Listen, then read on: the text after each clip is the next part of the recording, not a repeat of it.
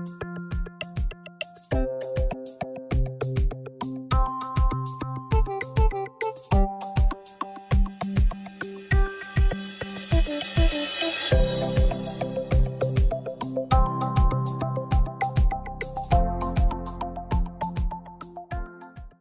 tell you what got me to start shooting this series.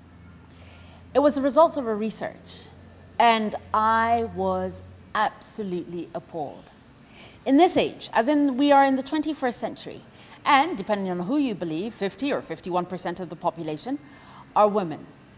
The stories reported about women in the media, you know, where women are involved or are part of the story, are just, they will blow your mind to hear. If this kind of reporting was being done about any other group of people, we would have hashtags, we would have UN Security Council resolutions, we would have active action and monitoring. It wouldn't be allowed. But this kind of reporting happens to 51% of the population, not just in this country, but on this continent, and somehow it's fine. It's fine that women are victims in the majority of the stories where they show up. It's fine that they are helpless. It's fine that even when they do show up in quote unquote a positive light, it's fluff issues, lifestyle and raising children and home-based stuff. And there's nothing wrong with that, but it's telling one side of the story without telling the other part. We don't show up enough times as business leaders. We don't show up enough times as contributors, very valuable contributors to an economy. In fact, let me ask you this. I'll tell you what, if you can tell me the answer to this question, I'm going to have to find a prize for you. Name for me just three, African women innovators or inventors and what they have invented. Ready, steady, go. I bet if I waited the minute, you couldn't tell me. I bet if I waited 3 minutes, 1 minute for each woman, you couldn't tell me without going to Google, where you will find that the reporting is on African-American women, not African women. Who's telling our stories? Well, everyone in the media says that we should tell women's stories differently. Who's going to bell the cat? Well, Makeda, this show is all about just that. The stories of phenomenal women in STEM, in service, and in business. Hi, my name is ReneeSense, and welcome to the show. Today, a little bit about the business, but a little bit also about that research from the person who conducted it. Welcome onto the show, Valentine Njoroge. Yo, after that intro, I'm like, hey, Ati. Well, after your research, I was like, yep. It wasn't like a cool hey. It's dire, right? When you see the results, you're like, yo, I thought we were making a difference. We're women in media and blah, blah, blah. And that's exactly what some of the research shows is our news is delivered to us by beautiful, articulate women. And so you imagine that the news is about them, but it's not. It's delivered by beautiful, articulate women. But they're not the story.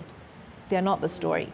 The shame is that even simple things like car accidents, we don't even go to eyewitness reports from women. We ask men. Why? Why do you doubt what a woman told you that she saw?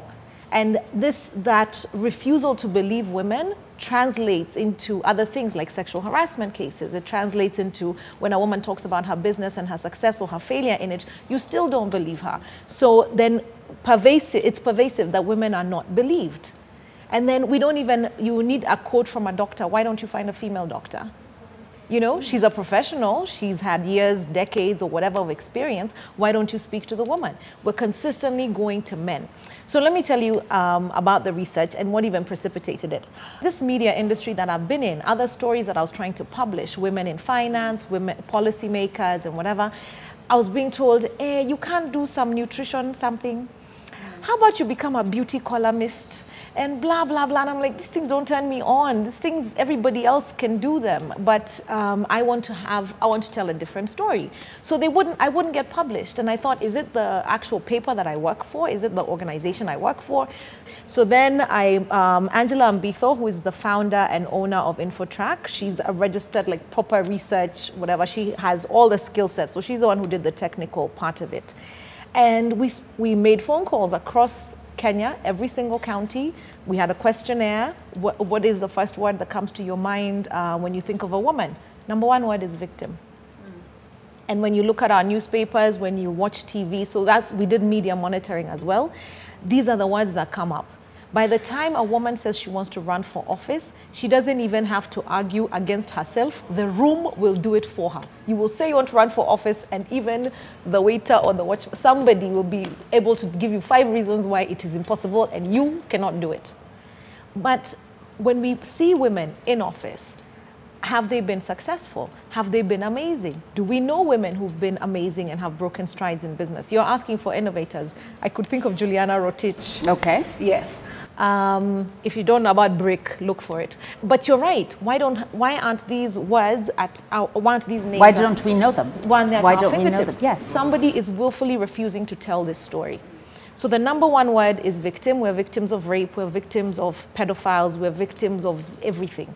And then the next thing is nutrition. We're still in the kitchen. It's still a very stereotypical way that we turn up in the media. You're cooking, you're in charge of somebody else and what they're going to eat, raising babies, stories about how to get along with your mother-in-law, blah, blah, blah. All that you'll find in the media. But women are multidimensional. I'm a mother, but to be honest, it's not the most interesting thing that I do. And someone is going to be upset that I said that. But I came to motherhood at the age of 37, and I had a full life before. My son has enriched my life for sure, and I want more kids, but he's not the most interesting thing I'm going to do with my life. I guarantee you that. So why isn't that story being told? Why isn't even there permission to tell that story? So I thought, let me do something about it. So let's talk a little bit about the numbers. Okay. Out of 10 stories, how many are about women? 3.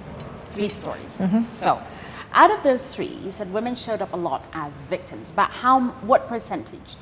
Almost 50% of those stories are about women as victims. So almost 50% are about women. And then of the rest, then now you get to nutrition. By the time you're getting to women in business and whatever, it's 3% of that 30%, which means it's like a story a week. Why aren't there more stories? Is it that there aren't more women doing more things and therefore there's nothing to report? Because we don't make news, we report it. Women are doing amazing things, but also the media has to take responsibility for how they've treated women. You turn up to tell a story as a woman, people critique your outfit. You'll watch your comments. Somebody's going to say something about this top and the fact that you can see my shoulders. Someone's going to call me naked. Somebody is going to say something about earrings and makeup and blah, blah, blah. And that's fine. But a lot of people don't have that, a lot of women aren't ready to deal with that. You just want to do a good job, get your salary, go home, do your amazing thing, and not be publicly critiqued for everything. So because the media has been hostile towards women, they've shied away from it. And then there's also this thing that editors say, women don't read newspapers. Women don't consume the news. But my question to them is, why would I? It's a male editor, male reporter, talking to a man about male things. So you do your boys' thing. You do your boys' thing.